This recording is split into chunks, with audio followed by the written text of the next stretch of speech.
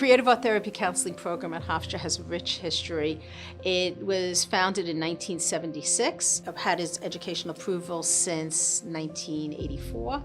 We became fully accredited and we have good oversight. We always are looking at our programs. We're always looking to update and stay on top of the trend. Our programs has a very diverse population that comes from not only the United States but around the world. All our faculty are actively working in the profession and come from different theoretical approaches and different populations. So you really come in and you get a good, well-rounded opportunity to explore how you want to become an art therapist, what your identity is going to be.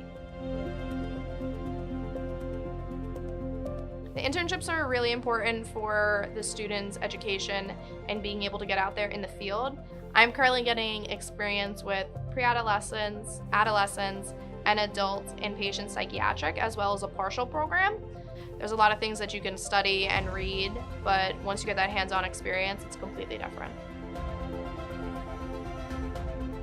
The Creative Art Therapy Counseling and alumni are really a key component in helping our students to become employed after graduation. We will give the students all the tools.